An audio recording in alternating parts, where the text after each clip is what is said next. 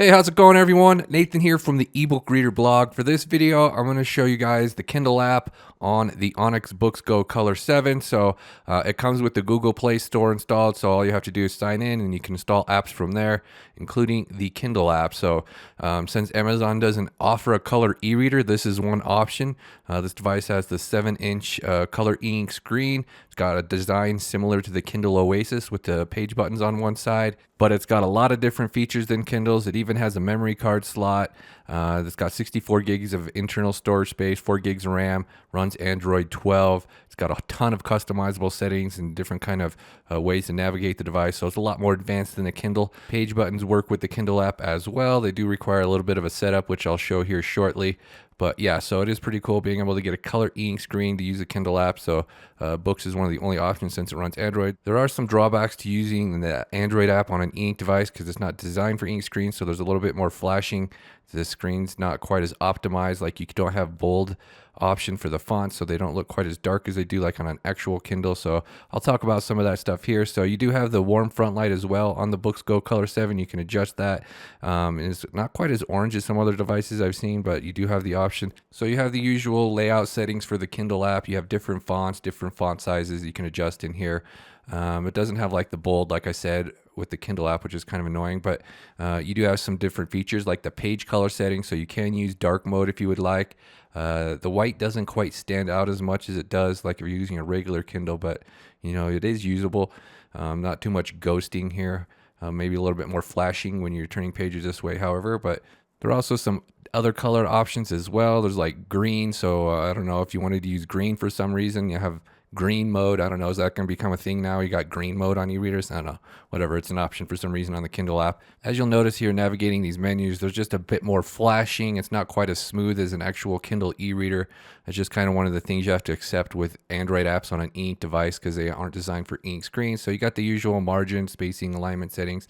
And then you got some additional settings in here, including the new assistive reader feature that they recently rolled out. I'll demo that here in a second. So if you want to use page buttons, you got to set the page buttons to use, or the volume buttons to work as page buttons right there in the settings of the Kindle app. Then you got to go into the optimized settings on the Onyx device and set it to use volume as well, which is kind of counterintuitive. You don't set it to page turns because then it won't work. But if you set it to page or to volume and then have the Kindle app set to use volume buttons as page turns, then you can use the buttons as page turns. So that's the trick for that. So you also got the multicolored highlights with the Kindle app. So something you don't have on Kindle e-readers, the ability to change color of the highlights using the app with the color e-ink here. So that's kind of a cool secondary feature.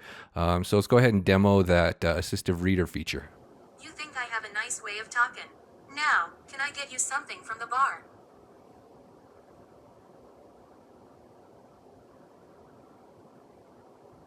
Bar, all right, a beer you shall have. And do me a favor please, before I return, you will already have taken that wad of gum out of your mouth. So there are some speed settings as well. So if you want to increase the speed of the voice, you can also, I think, mess with the voices and stuff. It uses the device's text-to-speech. So if you go in the main settings, mess with that. So you got the different navigation options for jumping around. Oh, if you're wondering what this little thing is, this is the nav ball. So you can assign all these different shortcuts to it. So you can jump to different apps. You can use it to refresh the screen. There's a back button on there. There's all kinds of different things you can use that for. There's all these different settings in here for the navigation ball to, you know, set up all these different shortcuts on here so you can navigate the device quick and easily. You can turn it off as well if you don't want to see that. So if you access the optimized settings on the device, you can long press the app from the home menu or from the app menu, or you can swipe up from the lower left screen using gestures. You bring up the optimized settings. So one thing I'm disappointed with is there's a setting for bold fonts with, you know, on the app here, but it doesn't work. I used to use that on the Onyx Note. It made the text bolder, but doesn't work for some reason on this current version. So let's load up a comic, show a little bit of the color screen in action. There are all these different kinds of settings with Onyx's devices. You have different refresh settings. So if you didn't want the flashing and want faster, you know, navigation, it'll work like this, but then it doesn't refresh the screen as well. So A2 is a little bit better. So it's just kind of all these different settings you have to mess with. I find that Regal works the best.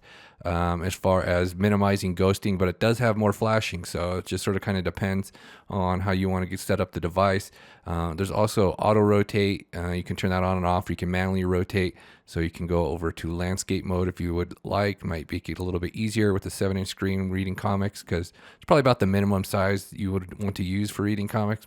But landscape mode does work okay. But as you can see, there's more ghosting just with this mode, since it's going down the screen instead of refreshing the full screen. But I mean, there are different ways to set the device up. There's some other optimized settings for like flicker, and I mean, it sort of just takes some trial and error to get it set up how you want, as far as like refreshing and flickering and all that stuff goes. But it's just kind of a balance using Android with ink. But you know, it does look pretty good with the color ink screen. Definitely looks better than just a regular grayscale Kindle trying to read comics like this. I mean, color ink does have some drawbacks. It's a little bit darker than regular ink screens, but you know, it is kind of nice for this type of stuff. Also outdoor readable instead of like a tablet where you're going to get tons of glare. You can also use the guided view if you double tap in on comics, if you want to go one panel at a time. Some comics support that. So overall, it just sort of depends on your personal preference. I mean, using the Kindle app on an ink device isn't as smooth as using an actual Kindle, and you have some limitations. The font's a little bit more faded. They're not quite as bold as an actual e-reader, and like when you're navigating, you got a little bit more jitteriness to it. There's a little bit more flashing. So it just kind of depends on your personal preference. It's kind of cool being able to install a bunch of different apps on one device. So you can have all your different ebook libraries on one device. You're not just limited to like the Kindle store. So, I mean, it has some advantages, has some disadvantages. Overall, the app does work pretty well.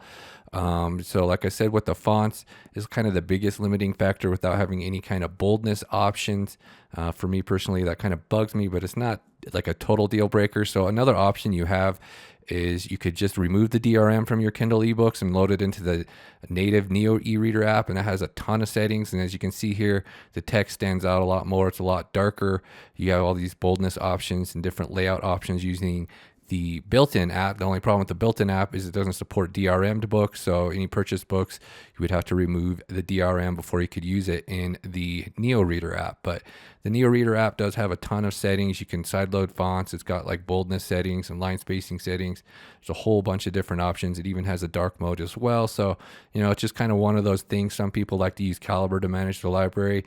Some people like to just rather load up the Kindle app and use the books from there.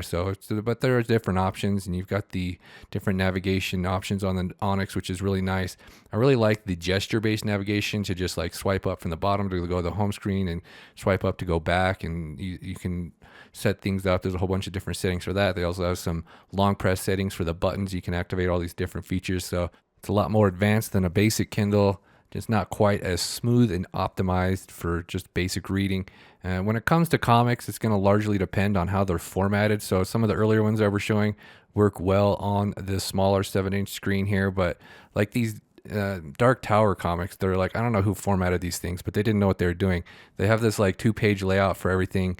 The pages, it makes them too small. You couldn't use guided view if you wanted to go from panel to panel, but this type of book, it just does not lay out well on a smaller screen like this because the pages are just too large.